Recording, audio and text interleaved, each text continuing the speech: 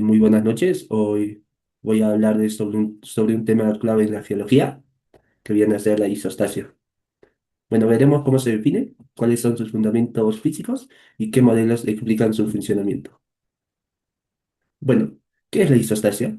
Bueno, la isostasia es un principio geofísico que describe el estado de equilibrio gravitacional en el que se encuentra la litosfera terrestre sobre el manto subyacente, que se comporta como un fluido muy viscoso. Según este principio, la corteza terrestre flota a diferentes profundidades según la densidad y el grosor de los materiales que la componen. Bueno, cuando una zona de la corteza está cargada con mucho peso, por ejemplo, el hielo, sedimentos o montañas, se hunde más en el manto. Cuando ese peso se elimina, se produce un levantamiento. Este proceso puede durar miles de años y se denomina compensación isostática. Esto lo relacionamos con el principio de Arquímedes. ¿Por qué? El principio de Arquímedes establece que todo cuerpo sumergido de un fluido recibe un empuje hacia arriba, igual al peso del volumen del fluido que se desplaza. En el contexto geológico, lo que nos interesa, esto se traduce en lo siguiente. La corteza, al ser menos densa que el manto, flota sobre él. Las masas con mayor peso, como las montañas, se hunden más profundamente su base o raíz en el manto, y aquellas con menor densidad o su masa más se eleva más. Esta explicación permite entender cómo el volumen de la densidad y la carga afectan a la posición vertical de diferentes bloques de la corteza. Para ello nos vamos a las investigaciones del siglo XIX. Bueno, durante el siglo XIX surgieron las primeras ideas que dieron origen al concepto de la isostasia. Todo comenzó con la observación de ciertas anomalías gravitatorias en regiones montañosas, donde se esperaba que la atracción gravitatoria fuera mayor debido a la masa de las montañas. Sin embargo, los resultados mostraban lo contrario. Estas zonas ejercían una atracción menor a la prevista. Esto llevó, ¿no?, a dos científicos británicos a plantearse explicaciones distintas en el año de 1855. Por un lado, George Airy propuso que las montañas tienen raíces profundas que se hunden en el manto, como los icebergs en el agua. Según su modelo, toda la corteza tiene la misma densidad, pero su espesor varía. Las partes más altas tienen raíces más grandes que las equilibran desde abajo. Bueno, por otro lado, tenemos a John Pratt. Propuso una visión diferente. Según él, según él, toda la corteza tiene el mismo grosor, pero cambia su densidad. Las zonas elevadas serían menos densas y por eso flotarían más altos sobre el manto, mientras que las zonas más densas se hundieran más. Y finalmente, en 1889, un geólogo estadounidense, Charles Dutton, fue quien introdujo oficialmente el término de la isostasia, definiéndolo como el estado de equilibrio de masas entre la corteza terrestre y el manto. Esta idea se convirtió en una base fundamental para entender la geodinámica y geodinámica terrestre hasta hoy. Bueno, Clare-Inducto. Vamos a introducirnos más en Clare-Inducto y la formulación del término. Bueno, en 1889, el geólogo estadounidense Clark Dutton fue quien introdujo oficialmente el término de la isostasia, como ya les había comentado, basándose en las ideas de Airy y Pratt. Dutton propuso que la corteza terrestre está formada por bloques de diferentes masas que flotan sobre un manto más denso, manteniéndose en equilibrio. Lo importante en su enfoque es que ese equilibrio es dinámico cuando cambia la carga de una región. Por ejemplo, por erosión o por desliedo, la corteza se ajusta subiendo o bajando. Su contribución fue fundamental para consolidar el concepto de isostasia en la geología moderna, a pesar de que no desarrolló modelos matemáticos. Gracias a Dutton, hoy comprendemos mejor cómo reacciona la Tierra ante cambios de peso en su superficie. Para ello, nos vamos a evidencias geológicas, en donde hablaremos de las que respaldan la teoría de la isostasia. Primero, encontraremos fósiles marinos en zonas de altitud, como el Himalaya. Esto demuestra que esas zonas estuvieron bajo el mar y luego se elevaron, lo cual es consistente con movimientos isostáticos. El segundo, el espesor de sedimentos en cuencas profundas. También es una prueba. Cuando se acumulan grandes cantidades de sedimentos, su peso provoca el hundimiento de la corteza terrestre. El tercero, gracias a estudios gravimétricos, se ha descubierto que las grandes montañas tienen raíces más profundas en la corteza. Estas raíces compensan su altura, como propone el modelo de aire. Además, las terrazas fluviales y marinas muestran que el terreno se eleva lentamente con el tiempo, normalmente después de una pérdida de peso, como la erosión o el deshielo. Por último, las rías y fiordos. Son paisajes costeros formados por el hundimiento del terreno tras el retiro de los glaciares y su posterior inundación por el mar. Todas estas evidencias nos muestran que la corteza terrestre no es estática, sino que se adapta verticalmente para mantener su equilibrio con el manto. Bueno, el modelo de aire. El modelo de aire es una de las primeras explicaciones sobre cómo se mantiene el equilibrio isostático de la corteza terrestre. Fue propuesto por el científico George Airy en el siglo XIX, como ya les había comentado. Bueno, según este modelo, toda la corteza terrestre tiene la misma densidad, pero de diferente grosor. ¿Esto qué significa? Que las montañas, por ser más altas, también tienen raíces más profundas que se hunden en el manto. Y así se mantiene el equilibrio, como sucede con el iceberg. Cuando más sobresale sobre el mar, más parte está sumergida. Por ejemplo, el Himalaya tendría una enorme raíz bajo la superficie que compensa su gran altura.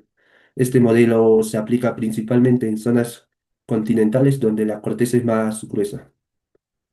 Este modelo nos ayuda a entender cómo el peso de las montañas es sostenido por el manto, gracias a la profundidad de su base. Para continuar, el modelo de Pratt.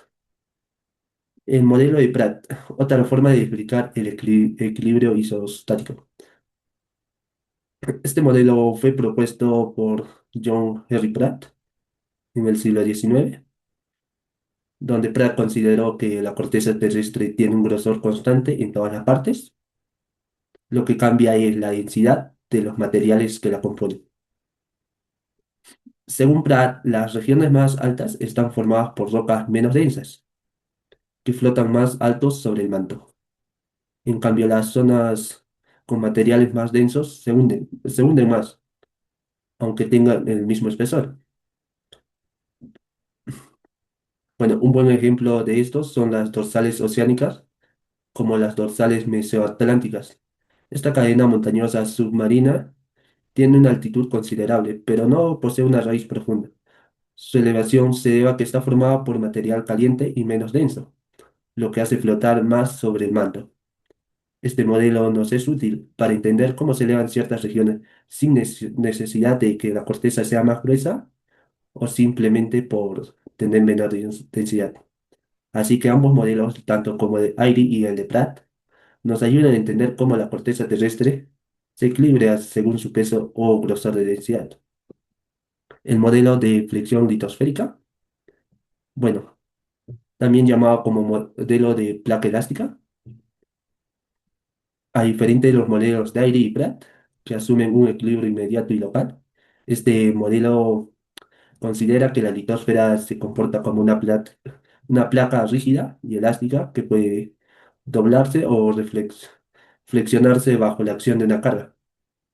¿Qué quiere decir eso? Que cuando hay una gran masa, como una cadena montañosa o una capa gruesa de sedimentos, la corteza no solo se hunde justo debajo de esa carga, sino también que flexiona hacia los lados, deformándose en una región más amplia.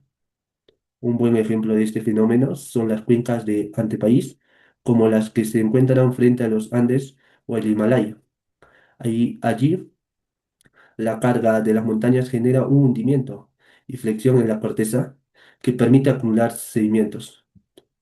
Este modelo es el más utilizado hoy en día porque explica de forma realista cómo responde la litosfera a grandes cargas, mostrando una deformación elástica y regional, no solo local. Bueno, los mecanismos de compensación isostática.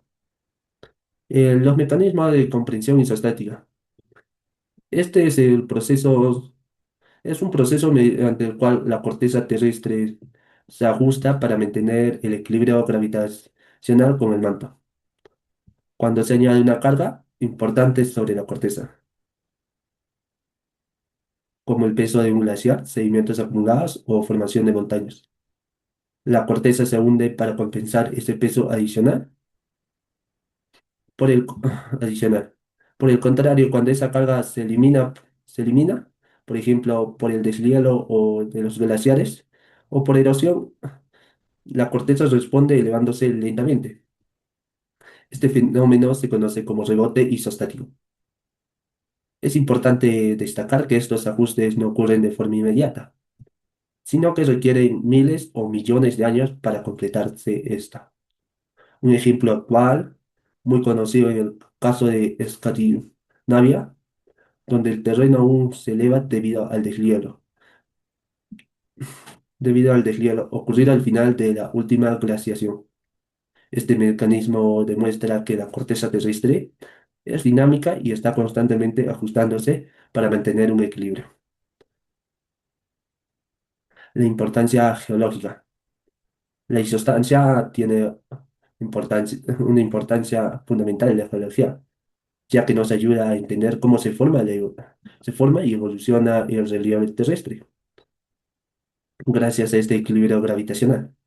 Podemos explicar cómo existen montañas altas, mesetas elevadas, cuencas oceánicas profundas. Además, la isostasia nos permite comprender los movimientos verticales que sufre la corteza, como el hundimiento que ocurre cuando se acumulan grandes cantidades de sedimentos o el levantamiento gradual después del deshielo de glaciares. Este concepto también es esencial para entender la dinámica tectónica, ya que, ya que nos muestra cómo las placas litosféricas responden y en la carga, se ajustan a cambios en la carga que reciben. Por otra parte, la isostasia influye directamente en procesos geológicos como la erosión, la sedimentación y la formación de cuencas sedimentarias, que son muy importantes para la acumulación de recursos naturales como el agua, el petróleo y los minerales. Desde un punto de vista práctico, el conocimiento de la isostasia es clave en la ingeniería geotécnica y planificación urbana, porque nos permite evaluar la estabilidad del terreno y tomar decisiones adecuadas para la construcción de las infraestructuras. También nos ayuda a interpretar fenómenos sísmicos y vulcanismos, ya que los movimientos verticales de la corteza están relacionados con las tensiones y deformaciones que causan estos eventos. Bueno, este es un principio esencial que conecta muchos aspectos de la geología y la ingeniería y es fundamental para comprender cómo funciona nuestro planeta a nivel estructural y dinámico. Bueno, en conclusión, en esta parte nos dijo que íbamos a hacer inglés. Bueno, no soy tan bueno en el inglés, pero lo voy a intentar. In conclusion, isostasis is a fundamental process for understanding how the Earth's crust remains balanced or their mantle. This equilibrium, comparable to an iceberg floating of water, explains why certain areas of the Earth's surface are elevated, such as mountains and plateaus, while others, like House Basin,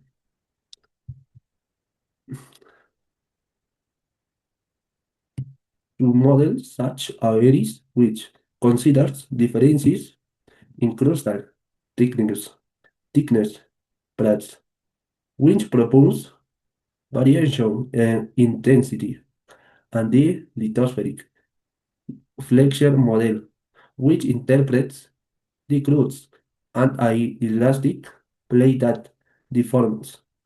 Athens, hey, look, we can understand how the earth and has this its shape to maintain this balance. The existence of the root beneath mountains the uplift of regions after glacial retreat of the sinking due to sediment accumulation are clear. Examples that confirm this phenomenon. All this allows us to better interpret the evolution of relief tectonic processes, the formation of sedimentary basins, and even the distribution of certain natural resources. Moreover, isostasis is not only of theoretical value but also practical. It is a key tool in geology, infrastructure, infrastructure planning, geotechnic, geotechnical engineering, and the prediction of natural hazards. Ultimate, ultimately, s- studying isostasis means understanding an essential part of how our planet works, how it responds to changes on its surface, and how it evolves over time. Bueno, thank you so very much for your attention. I hope this presentation must help you better understand what isostasis is, how it works, and why it is so important in this study of our planet. Thank you so much.